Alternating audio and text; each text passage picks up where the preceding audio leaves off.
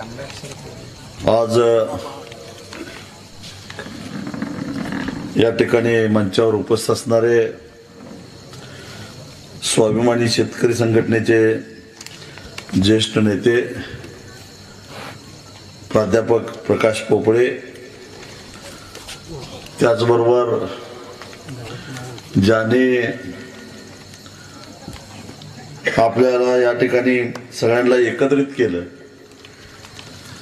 ते वाशिम जिल्ह्याचेच नव्हे तर संपूर्ण विदर्भामध्ये सरकारच्या नाकामध्ये दम आणणारे आमचे स्वाभिमानी पक्षाचे महाराष्ट्राचे युवा आघाडीचे अध्यक्ष दामोदर इंगवले, मंचावर उपस्थित असणारे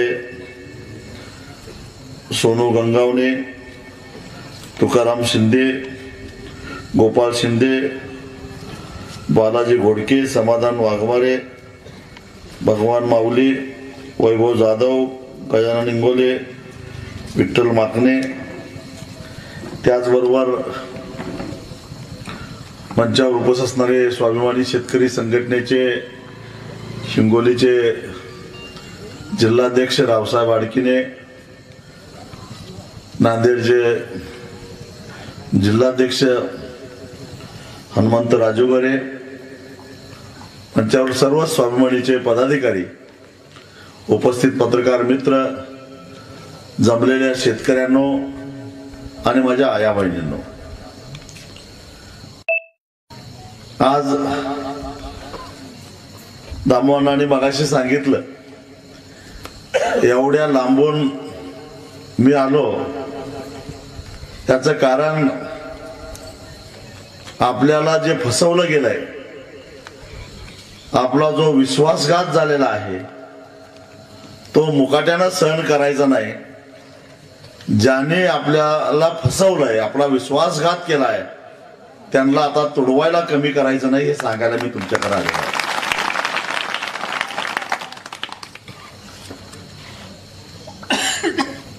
याच जिल्ह्यामध्ये मला वाटतं की कारंजाला मुख्यमंत्री आलेले होते, त्यावेळी ते उपमुख्यमंत्री होते, महायुतीचे नेते होते आणि केवळ भारतीय जनता पक्षाच्या वतीनं नव्हे तर भारतीय जनता पक्षाच्या पुढाकारानं स्थापन झालेल्या महायुतीमध्ये जे 3 पक्ष होते, भारतीय जनता पक्ष, शिवसेना शिंदे गट आणि राष्ट्रवादी अजित पवार गट आणि बाकीचे सटरपटर जे काही पक्ष असतील, त्या सगळ्यांच्या वतीनं त्यांनी सांगितलेलं होतं की जर आमचं सरकार आलं तर आम्ही शेतकऱ्याचा 7/12 कोरा करू.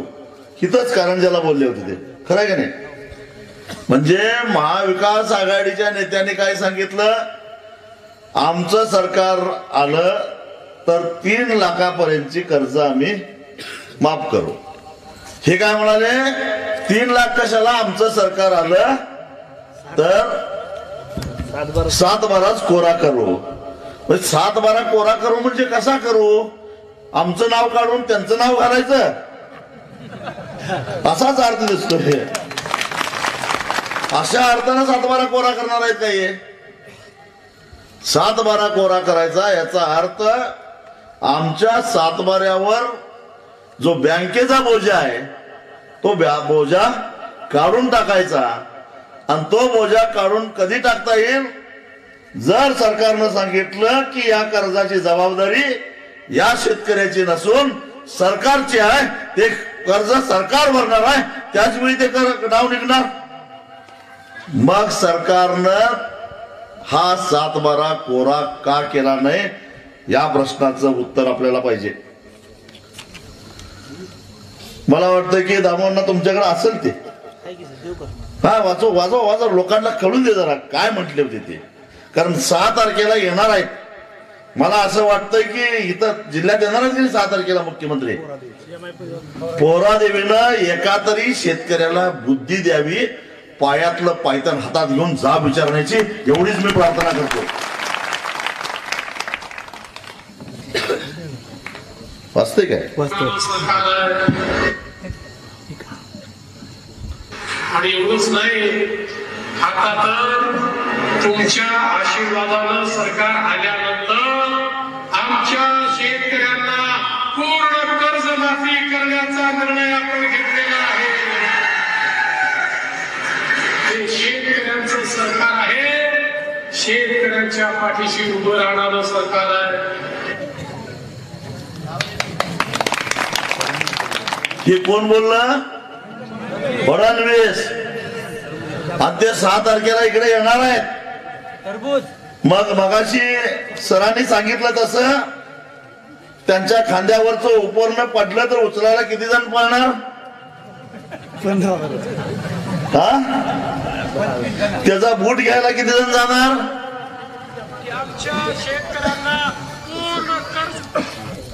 साहेब साहेब म्हणून त्यांच्या पुढे किती जण करणार?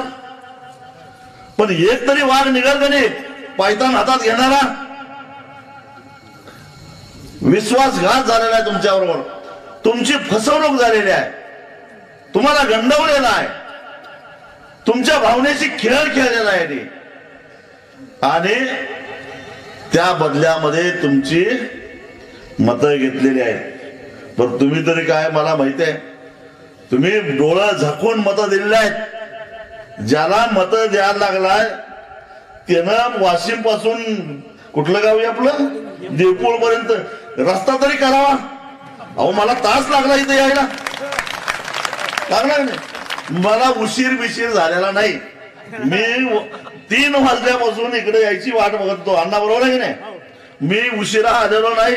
मी 3 वाजल्यापासून इकडं यायला तुमच्या निरोपाची वाट बघतो. मला वाटलं इथनं 8-9 किलोमीटर असेल वाशिम. 10 किलोमीटर, 10 किलोमीटर म्हणजे 10 मिनिटं असं वाटलं. पण 10 मिनिटात कुठलं येतोय? एका गावातच अर्धा तास लागला. पुढे एक गाडी आली, दुसरी गाडी पुढे जाईच ना. असला रस्ता तुमचा. आणि मला वाटतं 20 वर्ष त्यालाच मत द्यायला लागलाय तुम्ही. यावरती बदललं तरी भाजप तीच आहेत. सोम्या आला काय गोम्या आला काय, गुण बदलत नाही. गुण काय बदलत नाही. ओ राजू साहेब, हे बीजेपीचं सरकार आहे ना, चोट्ट सरकार आहे. हे काय कर्जमाफी करते? चोट्ट सरकार आहे. आता दाखवलं नाही, चोट्ट सरकार आहे. होय, पण हे बटन दाबताना सुचवलं पाहिजे. मला सांगू नको काय बटन दाबताना डोकं ठिकाणावर नव्हतं काय, तर आले होते जरा जरा आले होते का नाही? मला माहित आहे की काय काय भानगडी आहेत ती सगळ्या. 5 वर्षात एकदा काहीतरी येतंय आणि 5 वर्षे बोंबलत बसायला लागतंय. कधी कधी कुणाला एक वाटीभर रस्सा मिळतोय, एखादी मिळाली तर फोड मिळत्या. म्हणजे 1 वाटी रस्सा आणि 5 वर्ष बोंबलत बसा, अशी अवस्था. अरे आपण लोकप्रतिनिधी कशासाठी निवडायचा असतो? सरकार कशासाठी निवडायचं असतं? आम्ही इमानदारीनं सरकारला जो कर देतो त्या करातनं त्यांनी आमच्यासाठी चांगल्या सुविधा कराव्यात, आमच्या शेतीमालाला चांगला भाव मिळवून द्यावा, अशा प्रकारचं धोरण राबवावं आणि आमच्या गावाकडे येणारे रस्ते चांगले करावेत, आमच्या शेतीसाठी सिंचनाची व्यवस्था करावी, यासाठी आपण सरकार निवडून देत असतो. पण हे ध्यानच नाही आमचं. आम्ही कधी जातीच्या नावानं, कधी धर्माच्या नावानं आणि कशाच्या नावानं मत देतो. त्यावेळी आम्ही शेतकरी नसतो, लक्षात ठेवा. त्यावेळी आम्ही शेतकरी नसतो. त्याचे हे परिणाम आहेत. तुम्ही थोडा कर देता का सरकारला? प्रत्येक महिन्याला फक्त जीएसटी ऐकून माहिती आहे की नाही?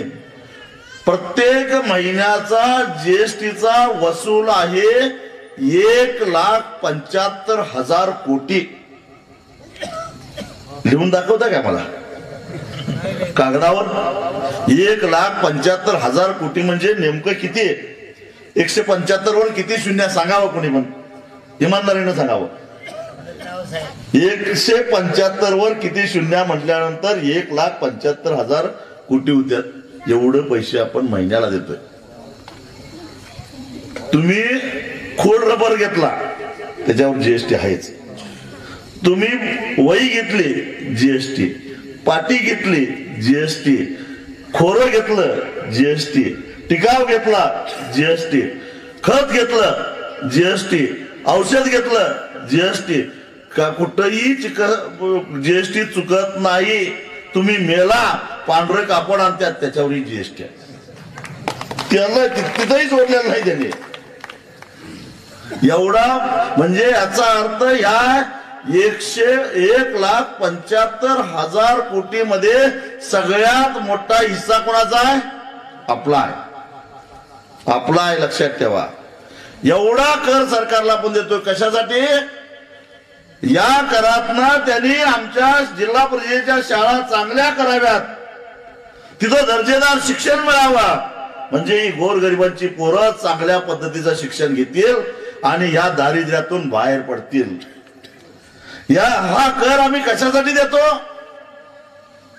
डॉक्टर बाबासाहेब आंबेडकरांनी जे संविधान दिलेलं आहे त्या संविधानानं आम्हाला जे अधिकार दिलेले आहेत ते अधिकार आम्हाला प्राप्त व्हावेत यासाठी या सरकारला आम्ही कर देतोय.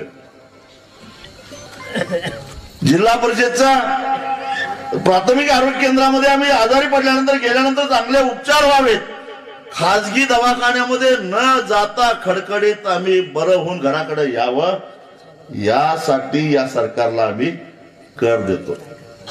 आमच्या गावाकडे जाणारा रस्ता चांगला शहरातल्या जर का व्हावा म्हणून या सरकारला आम्ही कर देतो.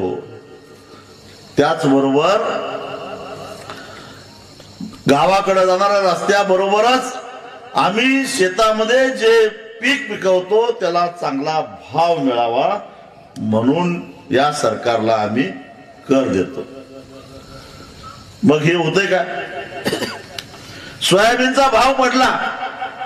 मला वाटतं की 4 वर्षापूर्वी सोयाबीन आपण 9,000 रुपये क्विंटलनं विकला का नाही? 4 वर्षापूर्वी, जास्त नाही. मी काय औरंगजेबाच्या काळातली गोष्ट सांगत नाही. आता बऱ्याच लोकांना तर औरंगजेबाची आठवण होत्या म्हणून सांगितलं. मी 4 वर्षापूर्वीची घटना आठवण करून देतोय.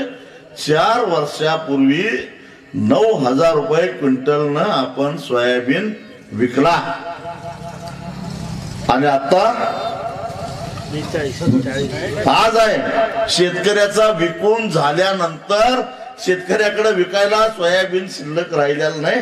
आता 4,200 रुपये सोयाबीन झाला का नाही? आता विकायला आहे तुमच्याकडे? आजच झाला. बहुतेक शेतकऱ्यांनी 3,500 ते 3,600 रुपये क्विंटलनं सोयाबीन विकलेला आहे. 3,000 पासून 3,600 पर्यंत. 4 वर्षापूर्वी डीएपीचं एक पोतं केवढ्याला येत होतं? 900. आता केवढ्याला येते? 1,800. 1,500. 1350 धरा. 900 कुठं आणि 1350 रुपये किलो. गोदावरी तर भेटतही नाही. मी यासाठी तुम्हाला विचारलं की रासायनिक खताच्या किमती 4 वर्षामध्ये 25% जास्त वाढल्या का नाही? पोटॅश तर त्याच्यापेक्षा जास्त वाढलं. 1,700 रुपये झालं पोटॅश. मग सोयाबीन सुद्धा 25% वाढायला पाहिजे होता. 9,000च्या 25 म्हणजे किती टक्के झालं? 2,000, 2,500 वाढायला पाहिजे होता. बरोबर आहे की नाही? म्हणजे 11,100 रुपये, 11,000 रुपये एवढा सोयाबीनचा भाव पाहिजे होता. ज्या पटीत रासायनिक खताची किंमत वाढली त्या पटीमध्ये हिशेब करायचा झाला तर 11,500 रुपये सोयाबीन व्हायला पाहिजे होतं. सोयाबीन झालं 3,500. 11,500 कुठं आणि 3,500 कुठं? तुमच्या धोत्राला भोकं का पडल्यात ह्या प्रश्नाचं उत्तर घेत आहे. लक्षात ठेवा. तुमच्या शर्टाचे हात फाटकं बनियन काय या प्रश्नाचं उत्तर येत आहे. कापूस साहेब 1 तोळा सोनं आणि 1 क्विंटल कापूस. हो, 1 तोळा सोनं विकल्यानंतर 1 क्विंटल कापूस विकल्यानंतर 1 तोळा सोनं येत होतं. आज सोनं 1 तोळा घ्यायला किती क्विंटल कापूस विकायला लागेल? ज्या पटीमध्ये महागाई वाढली त्या पटीमध्ये आमच्या पिकाचा भाव वाढला नाही. आणि याला कारण सरकारचं धोरण. शरद जोशी नेहमी सांगायचे, सरकारचं धोरण हेच आमचं मरण. हे धोरण कसं असतं? कारण 1955च्या कायद्यानुसार तुमच्या शेतीमालाचे भाव ठरवायचा अधिकार केंद्र सरकारला प्राप्त झालेला आहे. हे लक्षात ठेवा. सरकारकडे आम्ही का भाव मागतो? कारण या शेतीमालाचे भाव किती असावे हे ठरवण्याचा अधिकार केंद्र सरकारला आहे. आणि त्या केंद्र सरकारला जे काही लोक निवडून गेले त्यांना मत कोणी दिलेलं आहे? आम्ही दिलेलं आहे. पण ते ज्यावेळी मत मागायला जातात त्यावेळी आम्हाला सोयाबीनच्या दराचा विसर पडतो, कापसाच्या दराचा विसर पडतो, तुरीच्या दराचा विसर पडतो, हरभऱ्याच्या दराचा विसर पडतो. हरभऱ्याची कापणी झाली, मळणी झाली, खरेदी केंद्र सुरू झाली का? जबाबदारी कोणाची? सरकारची. सोयाबीन खरेदी केंद्र सुरू झाली. मला आत्ताच कुणीतरी दाखवला 29 मला वाटतं 31 जानेवारी पर्यंत खरेदीची मुदत होती. 29 जानेवारी पर्यंत फक्त 26,000 क्विंटल काहीतरी 26,000 क्विंटल सोयाबीन खरेदी केलेलं होतं. आणि शिल्लक किती होतं? किती दाखवलं की तुम्ही आता मगाशी मला? ते नाही, 2,600 क्विंटल खरेदी केलेलं होतं. आणि 24,000 शेतकऱ्यांची खरेदी नोंदणी करून सुद्धा राहिलेली होती आणि ती शेवटपर्यंत झाली नाही. मग जे झाली ती कुणाची झाली माहितीये? ती तुमची नव्हती. तुम्ही रांगेत होता 10 दिवस. झाली खरेदी व्यापाऱ्यांची. इकडनं तिकडनं 7-12 गोळा करायचं, 10 चाकी ट्रक मध्ये सोयाबीन भरायचं आणि शेतकऱ्याकडनं 3,000 रुपयानं खरेदी केलेला सोयाबीन सरकारला 4,892 विकायचं. हे धंदे व्यापाऱ्यांनी केलं. त्याला आशीर्वाद कोणाचा? सरकारमधल्या लोकांचा. कारण वरच्या आशीर्वादाशिवाय या भानगडी होत नाहीत. पण तरी सुद्धा आम्ही जाब विचारत नाही. आम्ही त्यांच्या खांद्यावरचं उपरणं पडलं तर उचलायला पळतो, पण त्याला जाब विचारायला जात नाही. म्हणजे चुका आपल्या इथे लक्षात ठेवा. हिंमत नाही होत साहेब आमची. हिंमत का होत नाही? फक्त एकट्याला तोडवा. मी तुमची हत्तीवरनं मिळवणूक काढायला या गावात येतो. मी काय सांगितलं? एकट्याला तुडवून फक्त हाना. तुमची हत्तीवरनं मिरवणूक काढायची जबाबदारी माझी. हत्ती मी आणतो. वाशिम अकोला बँक तुटे ना, आम्हाला बँक भेटे ना, मग काय करायचं आम्ही? या सगळ्या प्रश्नाचं उत्तर आहे, एकट्यानं होत नसलं तर हातात हात घालून सगळ्यांनी एकत्रित यायचं, प्रश्न सुटतात. गरीब लोक मी हे करून दाखवलेलं आहे. 300 रुपये टनानं विकला जाणारा ऊस 3,500 पर्यंत नेऊन ठेवलेला आहे. म्हणून मी बोलतोय. हे करून दाखवलेलं आहे मी. पण ते सहजासहजी झालेलं नाही. 3 वेळा पाय मोडला, 4 वेळा डोसकं फुटलं, एकदा मेलो म्हणून टाकून दिलं. पण मी मेलो नाही, कारण त्यांच्या उरावर बसायला अजून जगणार होतो म्हणून मेलो नाही. म्हणून ते मिळालं. देहरी खाटल्यावरी होत नाही. सगळं आयतं काही मिळत नाही. या जगात काहीच आयतं मिळत नाही. काहीतरी कमावण्यासाठी काहीतरी गमवावं लागतं. ही हिंमत दाखवा, बघू काय होतं ते. मरताय कसले, आत्महत्या कसली करताय, आणि करायचीच असली आत्महत्या एकाला मारा आणि मग करा. अरे दररोज 8 माणसं मरायला लागलेली आहेत. सरासरी दररोज आत्महत्या 8 व्हायला लागलेल्या आहेत. आणि या अधिकृत सरकारनं मान्य केलेल्या, सरकारनं नाकारलेल्या किती आहेत? मी तुम्हाला हिशेब सांगतो. यांनी प्रधानमंत्री किसान सन्मान योजना सुरू केली. जवळजवळ 1.5 कोटी खातेदार शेतकरी आहेत महाराष्ट्रामध्ये. पण यांनी नियम लावले. काय नियम लावले? सरकारी नोकर नसावा, सरकारचं कुठलंही अनुदान घेणारा नसावा, त्याला तो इन्कम टॅक्सचं रिटर्न्स भरणारा नसावा, त्याच्याकडं अवजार सोडून कुठलंही 4 चाकी वाहन नसावं, त्यानं टीडीएस भरलेलं नसावं, असं बरेच काय काय काय काय अटी लावल्या. आणि त्या अटी लावत लावत लावत 1.5 कोटीवरनं ती संख्या झाली 92 लाख.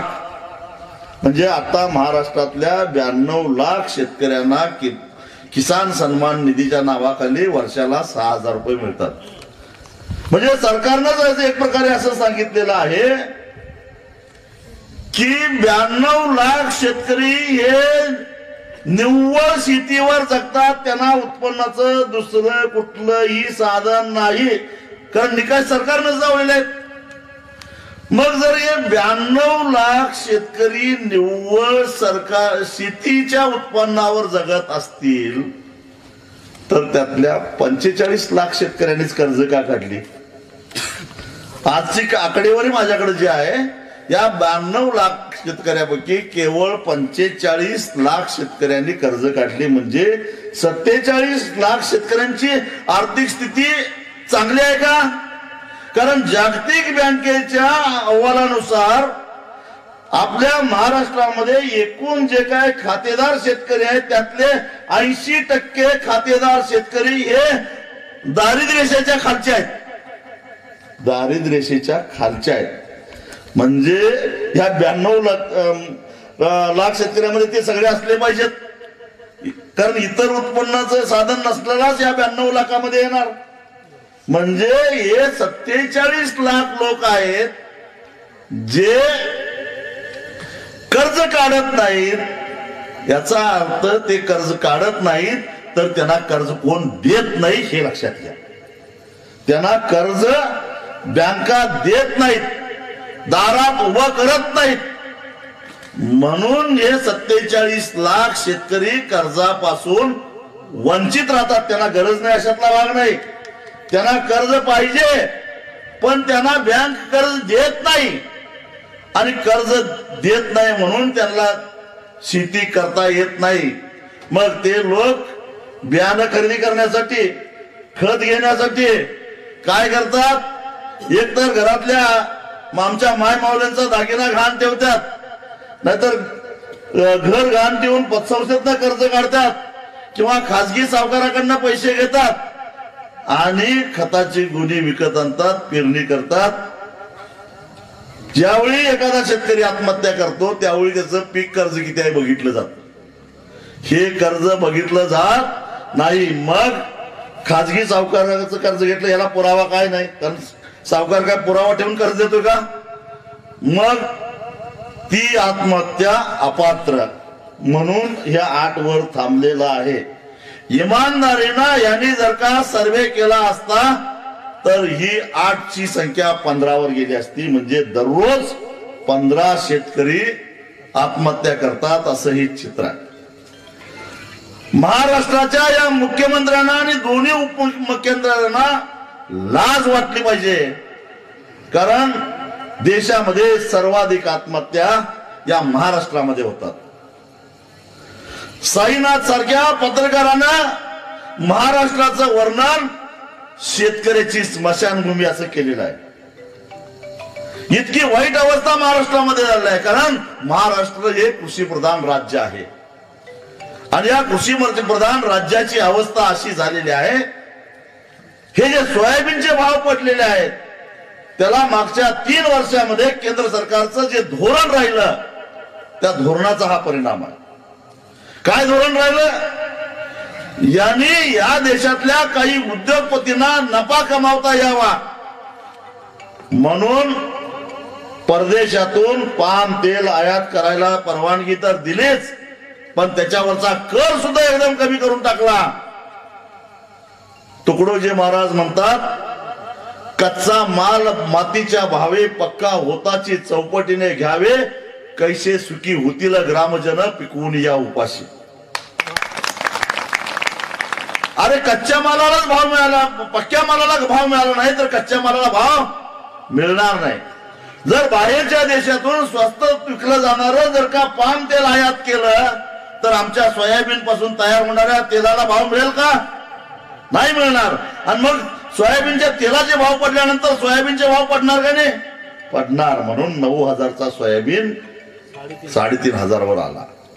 सोयाबीन पासून जी पेंड तयार होते ती बाहेरच्या देशामध्ये प्रचंड, त्यात प्रोटीन्स भरपूर असतात, त्याला मागणी असते. पण इथल्या पोल्ट्रीवाल्यांच्या दबावाला बळी पडून कोंबड्यांना पशुखाद्य मिळालं पाहिजे म्हणून यांनी या सोयाबीनच्या पेंडीच्या निर्यातीवर निर्बंध आणले, त्याच्यावर कराची आकारणी केली, त्याची माती केली. म्हणजे सोयाबीन पासून एकतर पेंड तयार होते, दुसरं तेल तयार होते. आणि या दोन्ही सोयाबीन पासून तयार होणाऱ्या दोन्ही प्रॉडक्टचे भाव पडल्यामुळे सोयाबीनचे भाव पडले. हे साधं गणित आहे. हे सगळ्या गोष्टी समजून घेतल्या पाहिजेत आपण. मगाशी मी म्हटलं सरकारच्या धोरणाच्या आपण बरी आहोत. कसे आहोत तर जगभरामध्ये आपल्या सोयाबीनच्या पेंडीला प्रचंड मागणी आहे. का मागणी आहे माहिती आहे? कारण ही जी सोयाबीनची पेंड आहे ह्याला ऑर्गॅनिक पेंड म्हणतात.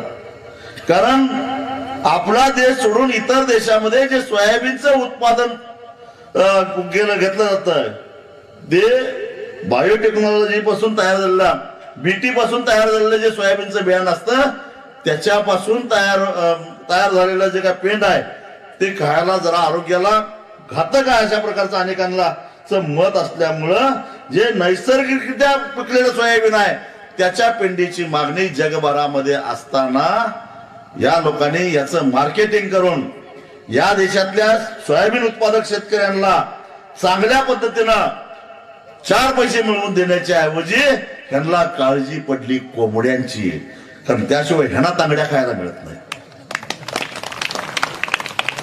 मला सांगा की गरजू कोण आहे हो? चिकन थोडस महाग झालं, चालण्यासारखं आहे का नाही? काय निवडणुकीतच जरा मग चिकनच्या ऐवजी कुत्र्याच्या तांगड्या द्यायला लागतील, याच्याशिवाय काय होणार आहे? पण एरवी गरज काय आहे? चिकन स्वस्त, ज्याच्याकडे 4 पैसे आहेत, खर्च करायची ताकद आहे, तोच चिकन खातोय ना. पण ती चिकन स्वस्तामध्ये मिळावी म्हणून ज्याचं हातावर पोट आहे त्या सोयाबीन उत्पादकाला कशाला मारताय? त्याला 4 पैसे मिळाले असते. कधी मिळाले असते? जर त्याच्या सोयाबीनला चांगला भाव मिळाला असता तर. आणि म्हणून या देशातल्या पोल्ट्री लॉबीना सरकारवर दबाव आणून या सगळ्या गोष्टी करायला लागल्या. एका बाजूला उद्योगपतींनी दबाव आणून पाम तेल आयातीला परवानगी घेतली, त्याच्यावरचा आयात कर कमी करून घेतला, सोयाबीनचे भाव पाडले. दुसऱ्या बाजूला अशा प्रकारे जे आपल्या सोयाबीनची पेंड निर्यात होते त्याच्यामध्ये अडथळे आणले, म्हणून सोयाबीनचे भाव पडले. याला केंद्र सरकारचं धोरण कारणीभूत आहे. आणि ते धोरण तुमच्या माझ्यासाठी राबवलं जात नाही, तर या देशातल्या पैसेवाल्यांच्यासाठी, त्यांना कमिशन देणाऱ्यांच्यासाठी, त्यांना देणग्या देणाऱ्यांच्यासाठी राबवलं जात असेल तर मग तुम्ही आणि मी पायातलं पायतान घेऊन हातात घेऊन जा विचारला पाहिजे काय नाही, या प्रश्नाचं उत्तर मला द्या. शरद जोशी म्हणूनच म्हणायचे की सरकारचं धोरण म्हणजे शेतकऱ्याचं मरण. याचं कारण हे आहे. हे याचं उत्तम उदाहरण आहे की अशा पद्धतीची धोरणं तिथं दिल्लीत बसतात. पण कोण गेलंय व दिल्लीत? आमच्या वतीनं धोरण ठरवणारे हे 548 नग कुठले आहेत?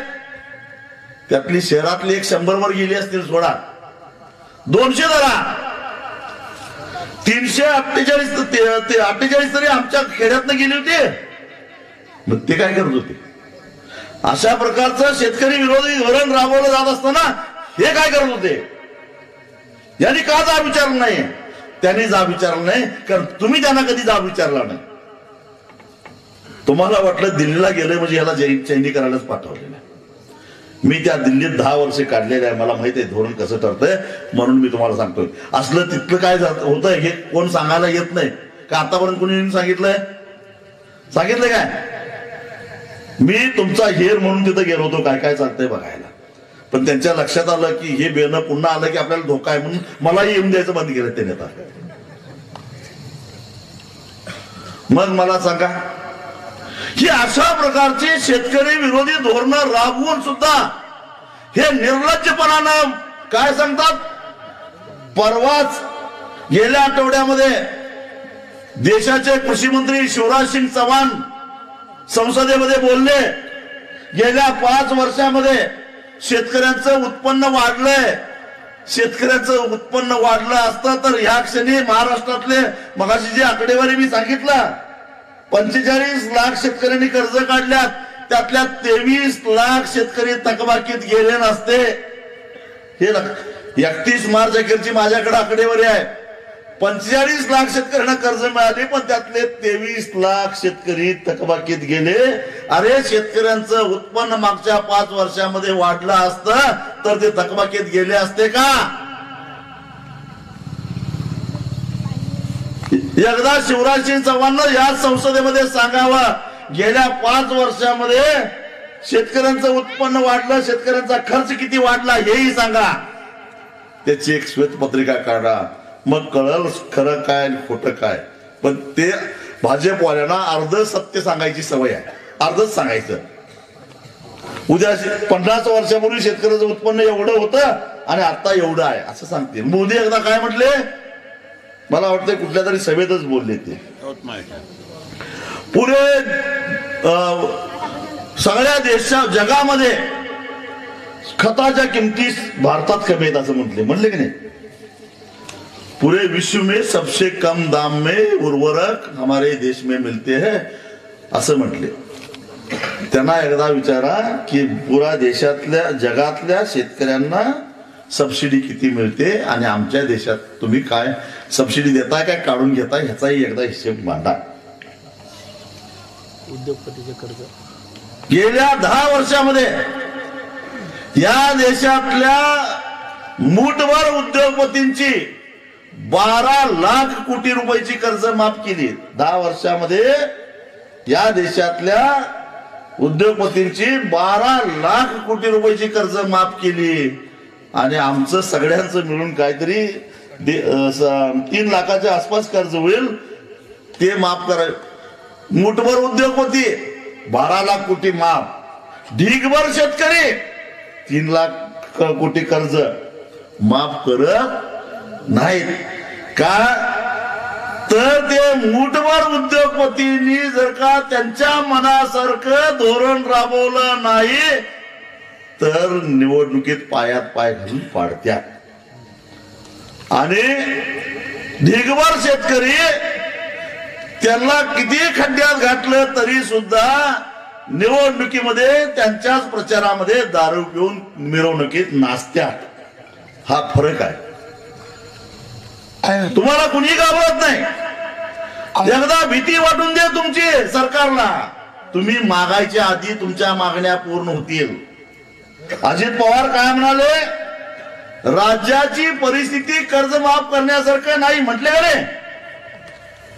राज्याची परिस्थिती कर्ज माफ करण्यासारखी नाही.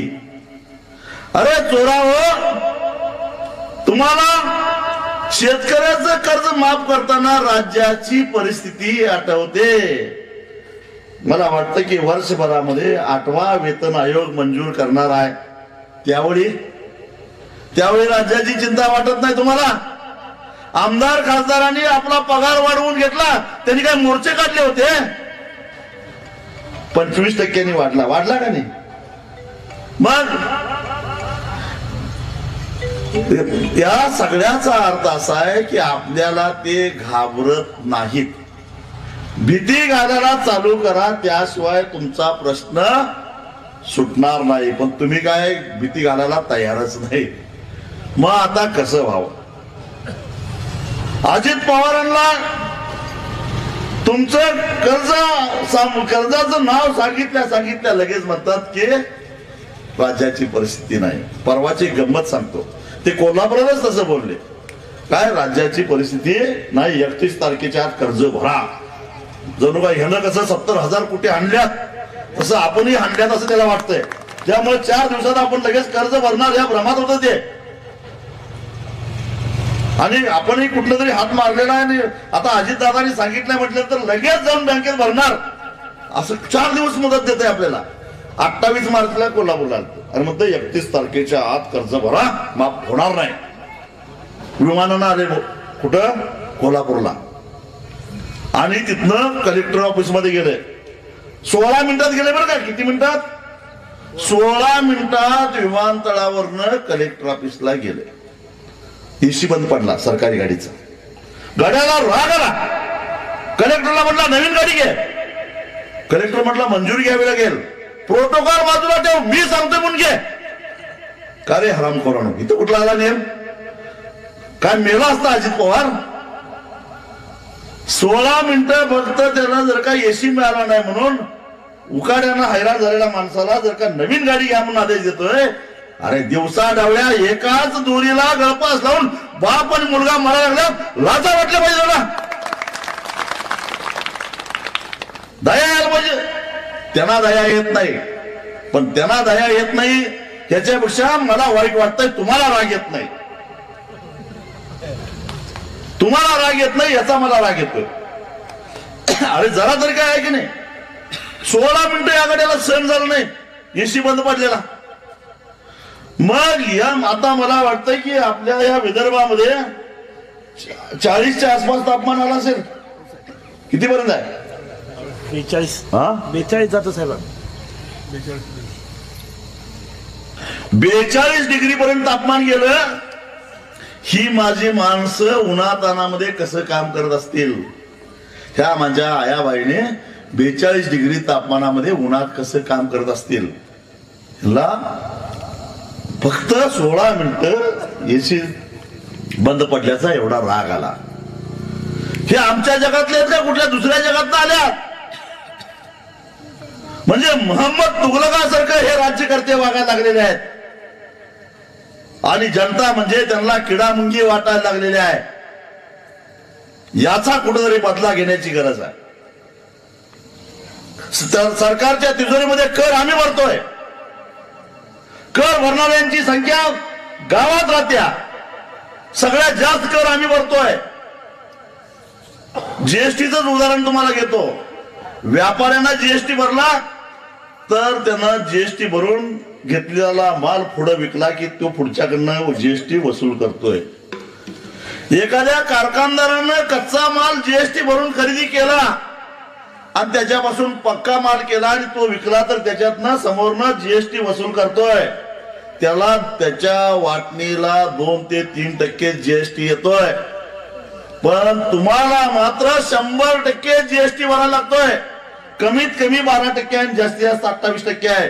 हे नेट तुमच्या खिशातनं जात आहे. मग मला सांगा सगळ्यात जास्त जीएसटी भरणारा माणूस कोण? शेतकरी, सामान्य माणूस.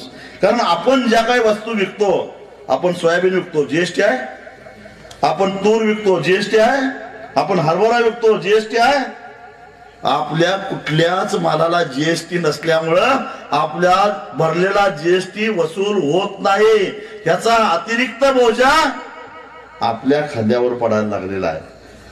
मग असं म्हणजे याचा अर्थ असा होतो की सरकारच्या तिजोरीमध्ये सगळ्यात जास्त पैसा भरणारा आम्ही असताना सुद्धा जर आम्हाला मिळणार नसेल तर मग तरी सुद्धा आपण गप्प का बसायचं. तुम्ही दामू अण्णाचा सत्कार केला म्हणजे दामू अण्णांना विमा मिळवून दिला असं सांगितलं. ज्याच्या मनगटात ताकद आहे तो भांडतोय आणि विमा मिळवून देतोय. जरा यवतमाळमध्ये जाऊन विचारा विमा मिळाला काय, वर्ध्यामध्ये जाऊन बघा विमा मिळाला काय. जिथं जिथं दामू अण्णासारखे वाघ आहेत त्याच ठिकाणी फक्त विम्याचे पैसे मिळाले ते लक्षात ठेवा. आणि जिथं शेळ्या आहेत तिथं काय मिळालेलं नाही. विमा कोणाचा? आपलाच. आपल्याला त्यांनी सांगितलं 1 रुपयाला विमा. ही सरकारच्या तिजोरीवर दरोडे घालण्यासाठी टाकलेले एक थाप आहे, कारण तुम्हाला वाटतं गेला तर 1 रुपया गेला, आणि तुमच्या वतीनं केंद्र आणि राज्य सरकार विम्याला पैसे भरत असतं. हजारो कोटी रुपये विमा कंपन्यांनी कमावलं, पण त्यांनी शेतकऱ्याला दिलं नाही. जिथं भांडत्यात तिथंच मिळतोय, आणि जिथं गप्प बसत्यात तिथं विमा मिळत नाही. आता विमा मिळाला नाही या वर्षी, याचं कारण सरकारनं आपल्या हिश्श्याचे पैसे भरले नाहीत म्हणून. खरीपाचा सीझन संपून 3 महिने झाले, रब्बीची कापणी होऊन मळणी झाली तरी रब्बीचा विमा मिळाला नाही. का? तर सरकारनं पैसे भरलेले नाहीत. कृषी मंत्र्यांना विधानसभेत सांगितलं 31 मार्चच्या आत शेतकऱ्याच्या खात्यावर पैसे जमा होतील, झाले? आज 3 तारीख, अजून झालेले नाहीत. मी सरकारला इशारा देतो, जर येत्या 15 दिवसात या शेतकऱ्यांच्या खात्यावर विम्याचे पैसे जमा झाले नाहीत, 16व्या दिवशी तुमच्या लाडक्या विमा कंपनीच्या मुंबईच्या ऑफिस मध्ये घुसून या शेतकऱ्यांचे पैसे वसूल केल्याशिवाय सोडणार नाही. ही पोकळ धमकी नव्हे, करून दाखवायचा माझा इतिहास आहे. मी नुसतं तोंडाची वाफ घालवत नाही. का अण्णा, बरोबर आहे की नाही? विधान भवनावर कांदा हिसकटला, कांद्यावरची निर्यात शुल्क मागं घ्यावं लागलं. तुम्ही येणार म्हणून काल मला बोलून घेतलं होतं, 170 कोटी म्हणाले, आपण 210 कोटी मागा लागलो. बघा, मी येणार आहे म्हटल्यानंतर दामोदरांना लगेच बोलवून घेतल्यात, 170 कोटी द्यायला देतो, भरतो म्हणतात. म्हणजे हा जो दरार आहे, मी काय सुपरमॅन आहे काय? मी एका फटक्यात 100 गुंडांना लोळवतोय काय? मी तसला काय माणूस नाही. पण मी हजारो शेतकऱ्यांना एक करतो आणि सरकारला गुडघे टेकायला लावतो, हे सरकारला माहिती आहे. म्हणून सरकार घाबरत. आणि तुम्हाला सांगतो मी, तुम्ही फक्त साथ द्या, हाक मारून तिथं या. मी सांगतोय तेवढं कानात सांगितलेलं निरोप पूर्ण तंतोतंत पाळा. या सरकारला तुमच्या समोर गुडघे टेकायला लावायची जबाबदारी माझी. तर तुम्ही काहीच करणार नसाल तर माझ्याही हातनं काही होणार नाही. हे लुटायला झोकावलेले आहे, ह्यांनी तुम्हाला गृहीत धरलेला आहे. आणि त्यामुळं आता हे कुठल्या पक्षाचे आहेत, आपण त्यांच्या पक्षात आहे का हे विचार सोडा. जे भाजपचे आहेत त्यांचंही वाटोळं झालंय, जे शिंदे सेनेचे आहेत त्यांचंही वाटोळं झालंय, जे अजित पवार राष्ट्रवादीचे आहेत त्यांचंही वाटोळं झालंय, जे शरद पवार राष्ट्रवादीचे आहेत त्यांचंही वाटोळं झालंय, उद्धव ठाकरेंच्या पक्षाचे आहेत त्यांचंही वाटोळं झालंय, आणि काँग्रेसचे आहेत त्यांचंही वाटोळं झालंय. सगळ्यांचंच वाटोळं झालंय. तिथं काय त्यांनी पक्षपात केला नाही बरं का, की आपला आहे त्याला विमा देऊया, जो आपला नाही त्याला विमा नाकारूया. लुटताना त्यांनी सब घोडे 12% या न्यायानं लुटलेला आहे. मग तुम्ही कशाला विचार करताय? त्यामुळं माझी तुम्हाला एक विनंती आहे, येत्या 8-10 दिवसात या विदर्भामध्ये किमान 2-4 मंत्र्यांना तरी तुडवून हाणावं, अशी माझी तुम्हाला नम्र विनंती आहे. काय होत नाही, काही होत नाही. शिक्षा अजिबात होत नाही. माझ्यावर खुनाचा गुन्हा दाखल केलाय, झाली शिक्षा मला कधी? 13 वर्षापूर्वी. 13 वर्षापूर्वी माझ्यावर, मी खासदार असताना माझ्यावर खुनाचा गुन्हा दाखल केला होता कोल्हापूर पोलिसांनी. अजून त्याचा निकाल लागलेला नाही. काही नाही, आदनमधनं कोर्टात जायला लागतं. एवढंच, तेवढं करायचं. शेतकऱ्यासाठी एवढं करायला नको पाहिजे काय? नको, काही होत नाही. अनेक केसेस मधनं निर्दोष सुटून येतोय मी ताट मानेनं. आणि आम्ही ज्यावेळी असे केसेस संघावर घेतो त्यावेळी कोर्टातले वकील 1 रुपया सुद्धा फी न घेता आमची केस चालवायला पुढे येतात. लक्षात ठेवा. कारण का? त्यांना अभिमान वाटतो, आमच्यासाठी या लोकांनी केसेस संघावर घेतल्या, आमच्यासाठी कायदा हातात घेतला. मी तुम्हालाही विनंती करतो, असा एखादा जर का तरुण निघाला, असा एखादा जर का वाघ निघाला आणि त्यानं असं काहीतरी आगळीक केली, त्याची चेष्टा करू नका, त्याला नावं ठेवू नका. उलट सन्मानानं एक जामीन मागितला तर 10 जामीनदार पुढे व्हा, त्याला सोडवून आणा. आणि गावात आणल्यानंतर बेंजो आणून त्याची मिरवणूक काढा. काय पोलिसा विरोधांना विचारायचं नाही, आणलाय म्हणायचं बेंजो, काय करणार आहेस? त्याचा सन्मान करा. गड्या तू आमच्या गावाची लाज राखलीस, जे आम्हाला जमलं नाही ते तू करून दाखवलंस, तुझा आम्हाला अभिमान वाटतो असं बोला. याशिवाय हे प्रश्न मार्गाला लागणार नाही. आणि म्हणून मी आता निर्णय घेतलेला आहे, सारा विदर्भ पेटवून टाकायचा, सारा मराठवाडा पेटवून टाकायचा आणि शेतकऱ्यांना सांगायचं गड्यावर आता मरायचं नाही, 2-4 मुडदे पाडायचे पण मरायचं नाही, हा निर्धार करायचा. यासाठी मी आता बाहेर पडलेलो आहे. तुम्ही अशीच साथ द्या एवढीच विनंती करतो आणि इथंच थांबतो. धन्यवाद. धन्यवाद सर. सगळ्यांनी उठून उभा राहून शपथ घेऊया. शेतकऱ्याचे गवारे राजू शेट्टी साहेब यांनी अतिशय सुंदर असं संभाषण या ठिकाणी केलेलं आहे. धन्यवाद. धन्यवाद. लगेच जायचं नाही, शपथ घ्यायची.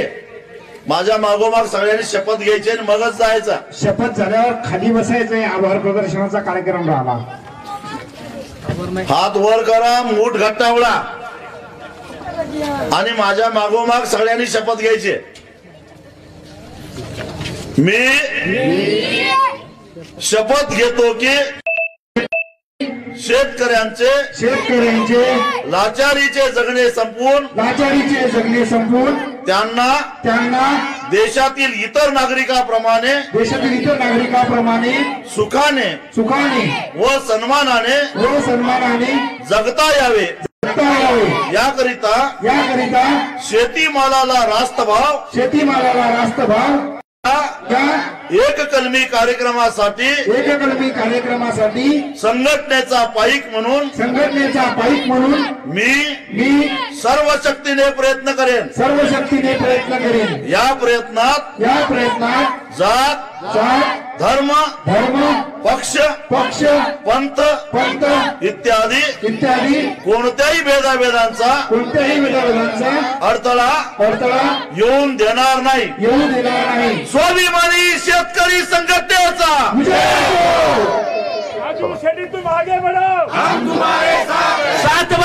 कर्जमुक्त मंडळी काजळांबा खरोळा बोरी बुद्रुक खेडा उंबरा मोठा उंबरा लहान धानोरा जांभूळ बिटोडा बोळ्या पिंपळगाव इजारा शिवणी बिटोडा व इतर या पंचक्रोशीत